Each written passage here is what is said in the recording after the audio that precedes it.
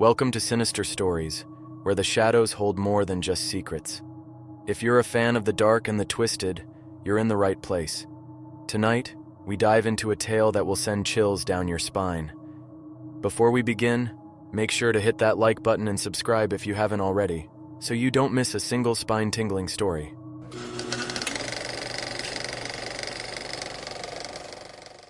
When I got the night security job at the San Diego Zoo, I thought I'd hit the jackpot. Easy pay for wandering around a quiet zoo at night? Sign me up. But during my first shift, my boss, Mr. Calhoun, handed me a laminated sheet with 6 rules printed on it. He didn't give me a tour or a pep talk, just the rules. Do not look into the tiger enclosure after 3:15 a.m., even if you hear growling. If the elephant exhibit appears empty, check your watch. If it's between 12:30 a.m. and 1 a.m., stay away until 1:01 a.m. Do not investigate. Never respond to anyone calling your name near the reptile house after midnight. If you hear glass breaking, check the bird aviary first. Do not enter any other exhibit until you've confirmed nothing is out of place there. If the giraffes are lying down, leave the area immediately and do not look back. Return after 20 minutes. Under no circumstances should you leave your booth if the carousel music starts playing. Wait until it stops. I laughed, waiting for him to tell me it was a joke. He didn't. Just follow them, he said, his tone clipped. You'll be fine if you do. If you don't. He trailed off, staring at me with a look that made the hairs on my neck stand up. I wasn't about to argue with my new boss on day 1, so I tucked the sheet into my pocket and nodded. That was 3 nights ago. Tonight, I was starting to realize those rules weren't for show. The zoo at night is a different beast. During the day, it's a lively, bustling place, full of laughter and wonder. At night, it's dead silent, the kind of silence that makes you hyper-aware of every rustle and creak. My booth was near the main entrance, but I was required to do hourly patrols through the zoo's pathways to ensure everything was secure. At first, the rules seemed harmless. Eccentric, maybe, but harmless. The first 2 nights, nothing happened. I didn't hear growling. The elephants were always where they should be, and no one called my name. I started thinking Mr. Calhoun was just trying to mess with me. But tonight, things changed. It started just after midnight. I was patrolling near the reptile house when I heard it. Mike. I froze. It wasn't just someone calling my name. It was a voice I recognized. My ex-girlfriend, Katie. I hadn't seen her in years, but her voice was unmistakable. Mike, help me! It came from somewhere near the reptile house. My stomach twisted. It had to be a trick, right? Katie couldn't be here. She lived on the other side of the country, and even if she was in town, why would she be at the zoo in the middle of the night? I reached for my flashlight and aimed it toward the building, but the path was empty. Mike, please! Her voice cracked, desperate. My instinct screamed at me to move, but then I remembered the rule. Never respond to anyone calling your name near the reptile house after midnight. I clenched my teeth and turned on my heel, walking away as fast as I could without running. My heart hammered in my chest, and the urge to turn around was almost unbearable. Mike! Her voice followed me, growing fainter as I put more distance between myself and the reptile house. I didn't stop until I reached the bird aviary, panting and clutching my flashlight like it was a lifeline. The rest of the night passed uneventfully, but I couldn't shake the feeling that something had been watching me. As I locked up at the end of my shift, I glanced back at the darkened zoo. For the first time, I truly believed the rules weren't just some quirky initiation ritual. They were a warning. The 4th night started like any other. Quiet, with the kind of stillness that made you question every little sound. The zoo seemed almost peaceful under the dim glow of the path lights. But after what happened last night near the reptile house, I couldn't shake the feeling that the peace was a facade, a thin veil masking something sinister. I kept the rule sheet folded in my pocket, taking it out periodically like a prayer book. My shift began with a round of patrols, and everything seemed normal until around 12:45 a.m. That's when I noticed it. The elephant exhibit was empty. Rule 2 slammed into my brain like a gong. If the elephant exhibit appears empty, check your watch. If it's between 12:30 a.m. and 1 a.m., stay away until 1:01 a.m. Do not investigate. I glanced at my watch. 12:47 a.m. A chill swept through me as I stepped back from the fence, suddenly aware of how exposed I was. The wide, open path around the exhibit offered no cover, no place to hide. The air felt heavier, charged with an invisible tension. My instincts screamed to leave, but I couldn't help it. I glanced into the empty enclosure. The space where the elephants should have been was eerily still, the trees swaying slightly in the breeze. But as I stared, something moved. It wasn't an elephant. At first, it was just a ripple in the air, like heat rising from asphalt on a hot day. Then it shifted, taking on a vague shape. My brain refused to process what I was seeing, like it was rejecting the impossibility of it. Whatever it was huge, towering over the enclosure fence, its form shimmering and indistinct. A sound, low and guttural, rumbled from the space. My knees locked. The creature, or whatever it was, turned slightly, and for a moment I swear its amorphous face turned toward me. I stumbled back, breaking into a sprint. I didn't stop until I was well past the giraffe exhibit, my chest heaving and my mind racing. When I finally checked my watch again, it was 1:03 a.m. By the time I worked up the nerve to circle back to the elephant exhibit, the enclosure was normal again. The elephants stood in their usual spots, swaying gently as they dozed. The air felt lighter, the tension gone, but I knew better than to let my guard down. The rest of the night passed without incident until I returned to my booth around 3 a.m. The small room felt suffocating, the fluorescent light flickering faintly. I was just starting to relax when I heard a sound, a faint melody drifting through the air. My blood turned to ice. The carousel. Rule 6 was crystal clear. Under no circumstances should you leave your booth if the carousel music starts playing. Wait until it stops. The carousel was on the opposite side of the zoo, and no one was supposed to be operating it at this hour. Yet the whimsical, slightly distorted tune floated through the night, growing louder and more insistent. I clenched my fists, forcing myself to stay seated. My eyes darted to the window, but I didn't dare look out. The music played on, the notes growing slower, warped, almost mournful. Then came the laughter.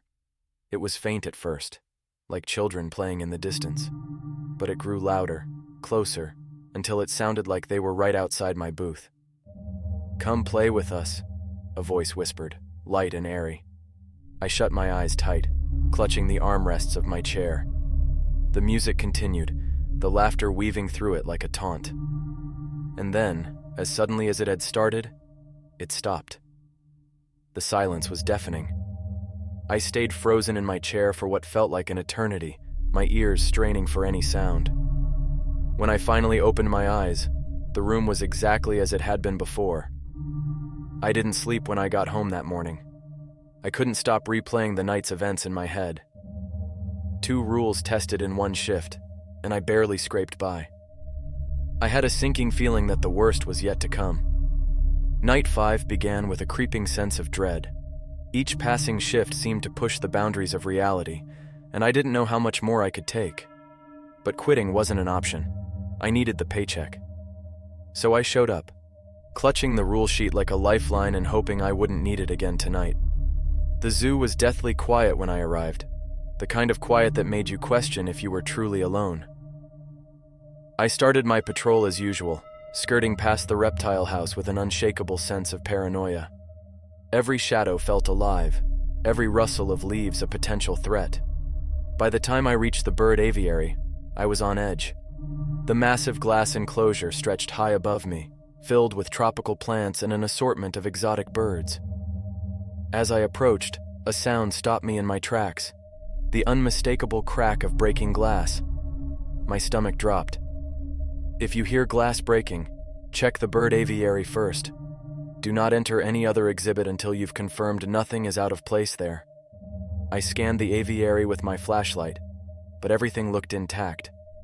The glass walls loomed over me, their surfaces smooth and unbroken.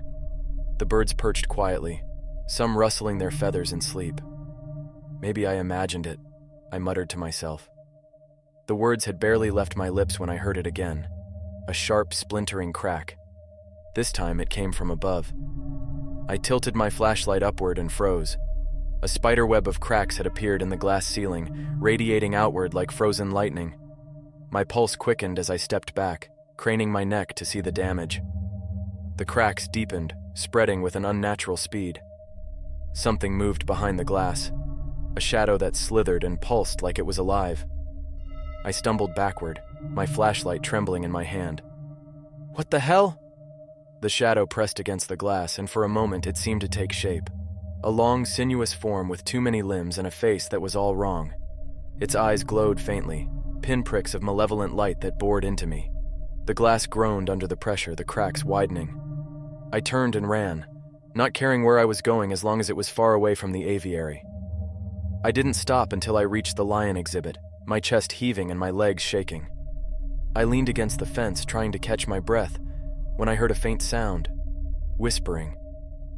At first, I thought it was the wind, but as I strained to listen, I realized it was words. "Don't run. Stay with us." I whipped around, but the path behind me was empty. The whispers grew louder, overlapping into a cacophony of voices. "Stay, stay, stay." My flashlight flickered, plunging the path into darkness. I fumbled to tap it back on, but the bulb refused to cooperate. Panic surged through me as the whispers closed in, coming from all directions. And then I saw them. Figures stood in the shadows, their forms barely visible in the faint moonlight. They were human-shaped but wrong, their limbs too long and their heads tilted at unnatural angles. Their eyes glowed faintly, the same eerie light I'd seen in the aviary. I backed away, my hands shaking so badly I nearly dropped the flashlight. "Stay back!" I shouted, my voice cracking. The figures didn't move, they just stood there, watching. The carousel music began to play. A cold dread settled over me as the familiar, distorted tune drifted through the air. The figures in the shadows seemed to shudder, their shapes flickering like a bad signal on a TV. I ran. This time I didn't care about the rules or protocol. I sprinted toward the security booth, the music growing louder with every step. When I burst through the door, slamming it shut behind me, the music stopped. The silence that followed was suffocating. I sank into my chair, shaking and drenched in sweat. For the rest of the shift, I didn't leave the booth. When morning came, I handed in my incident report. Mr. Calhoun didn't say a word as I recounted the events, just nodded and scribbled something in his notebook. "You're still alive," he said finally. "That's what matters." I wanted to quit right then and there, but something in his tone stopped me. He sounded more relieved than concerned, like I'd passed some kind of test. I don't know what's happening in that zoo, but I do know one thing. The rules are the only reason I'm still here. After the horrors of the aviary and the shadows that followed, I dreaded coming back. But the need for money outweighed my fear. I tried to convince myself that each night's events were isolated, random. Deep down, I knew better. When I arrived for my shift, Mr. Calhoun greeted me with an almost predatory smile. "You're holding up better than most," he said. "Better than most?" I asked, my voice heavy with sarcasm. His smile faded. "Most don't last a week. They either break the rules or quit after 3 nights." I wanted to ask why he hadn't told me this when I was hired, but I knew the answer didn't matter. I was here now, and the rules weren't optional. The night started uneventfully. I avoided the reptile house and the bird aviary, sticking to the safer paths. By 2 a.m., I began to think I might actually make it through without incident. Then I saw the giraffes. At first, they seemed normal, their long necks swaying gracefully as they wandered the enclosure. But as I got closer, I noticed something was off. They weren't moving anymore, not even to graze. They just stood there, perfectly still, their heads slightly tilted toward the fence. I froze. If the giraffes are lying down, leave the area immediately and do not look back. Return after 20 minutes. They weren't lying down, so I hesitated, unsure if this was part of the rule. Then one of them turned its head toward me. Its eyes weren't right. Giraffes have soft, dark eyes, but these were glowing faintly, a pale, sickly yellow. The rest of the giraffes began to move in unison, their heads swiveling to face me with the same unnatural glow in their eyes. My breath caught in my throat as they stepped closer to the fence, their movements stiff and jerky, like marionettes. "Leave," a voice whispered. It wasn't coming from the giraffes. It was coming from inside my head. "Leave now," it repeated louder this time. I backed away, my legs trembling. The giraffes moved closer to the fence, their long necks craning down toward me as if drawn by an invisible force. I turned and ran, ignoring the instinct to glance back. My feet pounded against the pavement, my flashlight bouncing wildly in my hand. I didn't stop until I was at least 5 exhibits away. 20 minutes passed in agonizing silence. When I finally returned, the giraffes were back to normal, grazing peacefully as if nothing had happened. But I couldn't shake the feeling that they'd been watching me. The rest of the night dragged on, uneventful but tense. Every sound, every shadow felt like a threat. By the time my shift ended, I was completely drained, my nerves frayed to the point of snapping. As I left the zoo, Mr. Calhoun stopped me. "They were restless tonight," he said, as if that explained anything. "What were they?" I asked. He didn't answer, just gave me a look that was equal parts pity and amusement. "You're still alive. That's what matters." It was the same thing he'd said the night before. But now I wasn't sure if it was reassurance or a warning. By night 6, exhaustion clung to me like a second skin. I was functioning on caffeine and paranoia, my nerves frayed from the horrors of the past shifts. The rules had kept me alive so far, but each night pushed me closer to the edge. I arrived at the security booth at 10 p.m., the laminated rule sheet already burned into my memory. Still, I unfolded it, my eyes scanning each line like a prayer. If you hear someone calling your name and you can't see them, do not respond. If the elephant exhibit appears empty, check your watch. If it's between 12:30 a.m. and 1 a.m., stay away until 1:01 a.m. Do not investigate. If the lights flicker near the reptile house, leave the area immediately and avoid returning for the rest of your shift. If you hear glass breaking, check the bird aviary first. Do not enter any other exhibit until you've confirmed nothing is out of place there. If the giraffes are lying down, leave the area immediately and do not look back. Return after 20 minutes. Under no circumstances should you leave your booth if the carousel music starts playing. Wait until it stops. I folded the sheet and tucked it into my pocket. Tonight felt different. The air carried a strange heaviness, a stillness that pressed down on me. I didn't know what was coming, but I could feel it watching me. The first half of my patrol was uneventful. The animals seemed calm, their enclosures quiet. By midnight, I began to think I might get through the night unscathed. Then the lights flickered. I stopped mid-step, my heart pounding in my chest.